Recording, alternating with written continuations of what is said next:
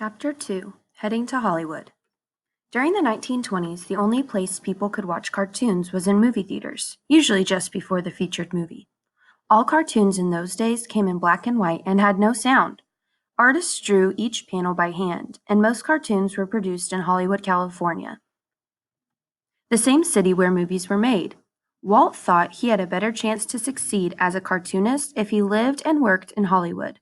So at the age of 22, Walt decided to move again.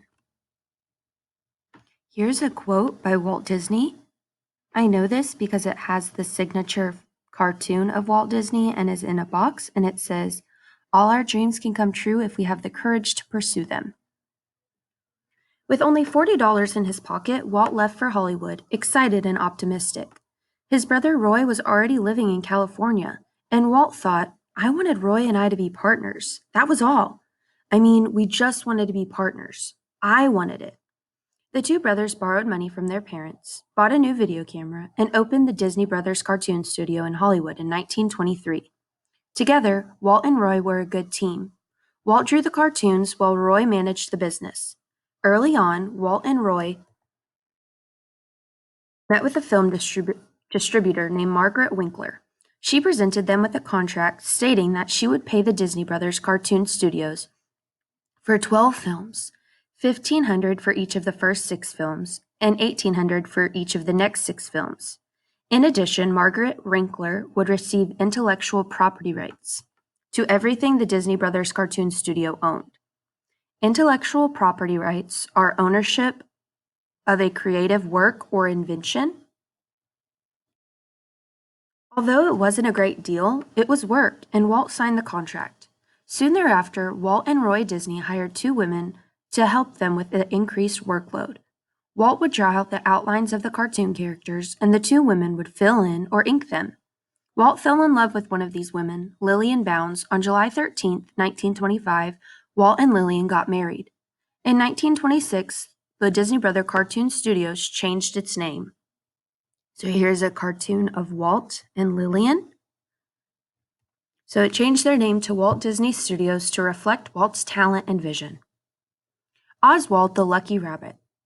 Walt Disney Studios had some early success early on with one of their cartoon characters named Oswald the Lucky Rabbit. Meanwhile, Margaret Winkler married a man named Charles Mintz, who took over her business. Charles Mintz, however, had a sneaky plan up his sleeve. He wanted to get rid of Walt and Roy and take over Disney Studios. Charles Mintz approached Walt with the second contract. It stated the studios would produce 26 animated short film cartoons featuring Oswald the Lucky Rabbit. But Charles Mintz would only pay them $1,500 for each. This was even less money than the first contract, and again gave Charles Mintz the intellectual property rights to everything Walt Disney Studios created. But Walt needed the work, so he signed the contract and hired several more artists and animators, including Walt's good friend Ub Iwerks. Fun facts.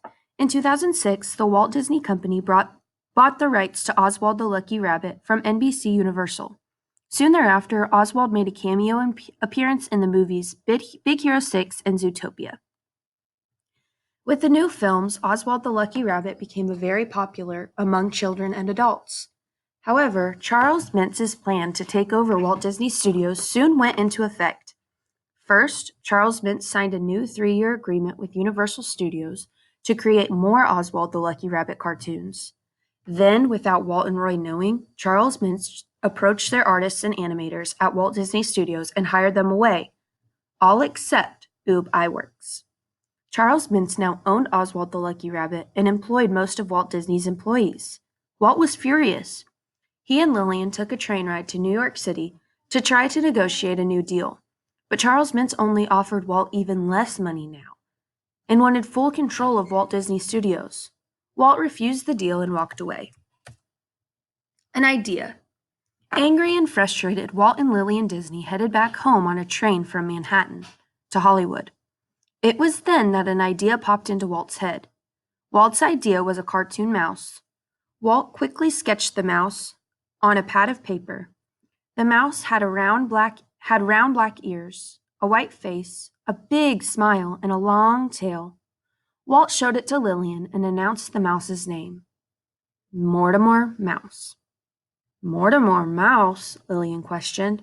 She did not like the sound of the name Mortimer. Several days later, Lillian suggested a different name. Lillian suggested Mickey Mouse. Fun facts. In 1978, Mickey Mouse became the first animated character to have a star on the Hollywood Walk of Fame.